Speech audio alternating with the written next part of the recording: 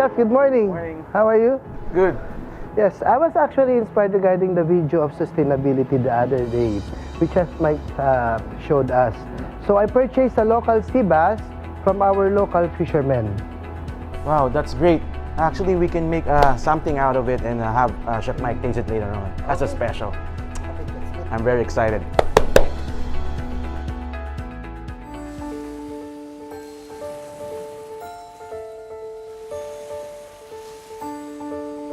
A billion people depend on the oceans every day for their main source of protein. We have a short period of time to figure out how to protect the ocean. That challenge that the Bloomberg Philanthropies brought us led us to realize that this whole idea of the food benefits of a robust ocean hadn't been focused on enough. The interesting idea about the Vibrant Oceans Initiative, which is both trying to save the oceans and feed the world, is that you can do that through this series of interventions. Oceana is trying to, at a national level, change regulations and policy to stop overfishing from the industrial fishing fleets. RARE is working to try to help communities understand the natural resources they have and protect them. And we're basically coming in with finance and trying to use private capital as a lever to induce people to change behavior.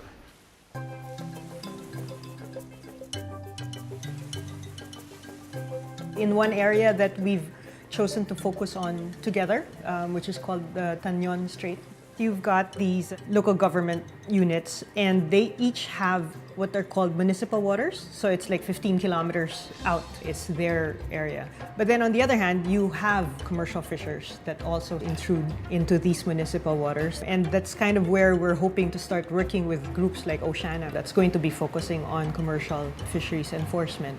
We're saying establish national policies that take a longer-term view, that require that the catch limits be set in line with science, require that nursery habitat be protected, and reduce what's called bycatch. You do those three things, you will put more fish in the water. If only the small fishers, or the municipal fishers as we call them, are allowed to fish, our poverty incidence will decline by not less than 10%. We managed to run campaigns that saw changes in behavior. People would stop destructive practices, they would use the right gear, stay away from no-take zones, and let the fish recover there.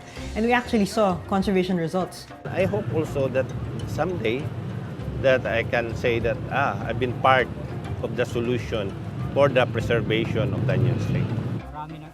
We have a bigger fish catch now, so we must take good care of the sanctuary. We must guard it because the fish have returned. Bloomberg Philanthropies has really made this work possible. We're seeing fish stocks rebound. We're seeing habitat get protected. In some cases, we're literally seeing coral cover rebound. We weren't even sure this was possible, and it's definitely inspiring.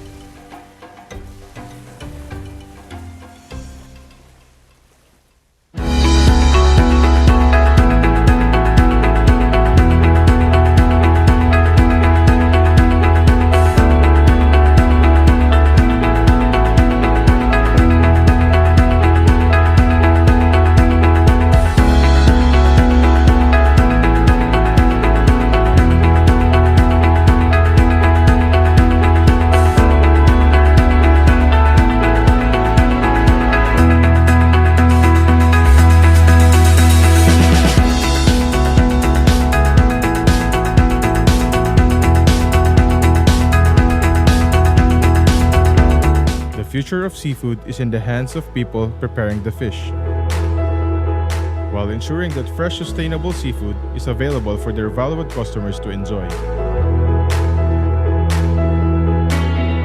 We call upon consumers to do their share by being vigilant and conscious about the seafood that they are eating.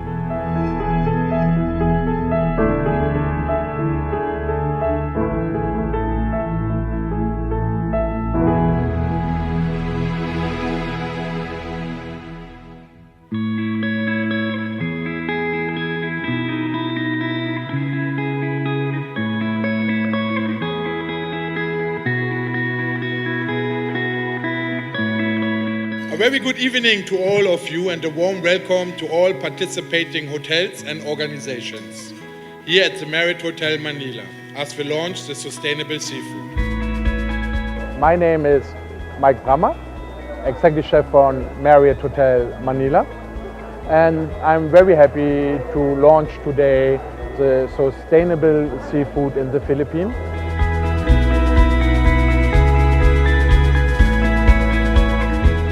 As we all know, there are global concerns regarding seafood sustainability at the food chain supply. Therefore, as a whole, Marriott International and had the advocacy of a commitment to improve sustainability of seafood supply in the market.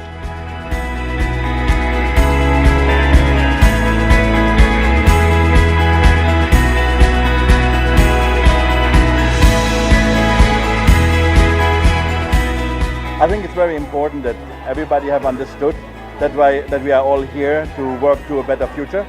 So in fact, to try to work towards educating our chefs in the operations and even our guests of sustainability. That creates a lively ocean in the future, and we try very hard to utilize fish which are safely fished.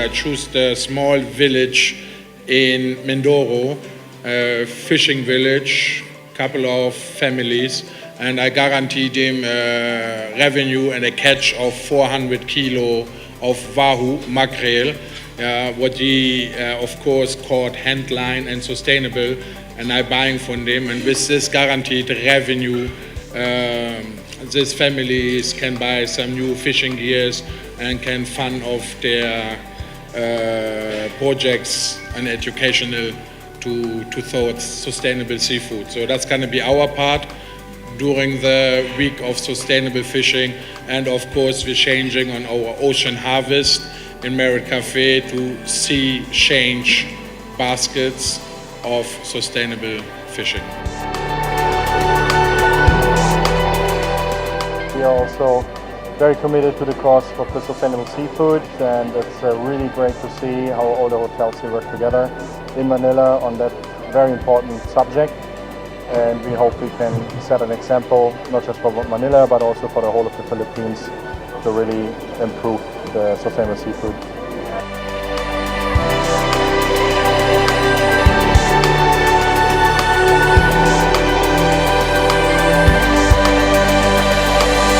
Sometimes I feed over 1,000 guests. So I have 1,000 people who are coming in my hotel and looking at my menus and seeing of what I'm putting on my menus. And if I can educate my customer already with the menu and the choice of fish we're doing, and explaining them why we're doing sustainable, I think I'm a good ambassador for this.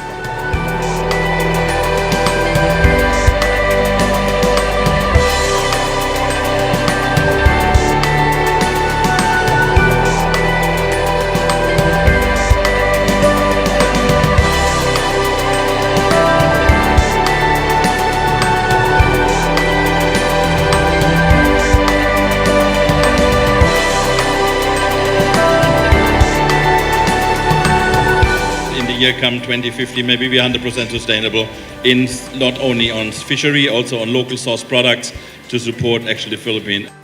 Let's be supportive to it. Let's make sure we make it happen. And I think as chefs, as we are sitting here, we all have the same thing, and we said starting with ourselves first. If we don't start it, we don't have an end or another beginning. So let's move on to that.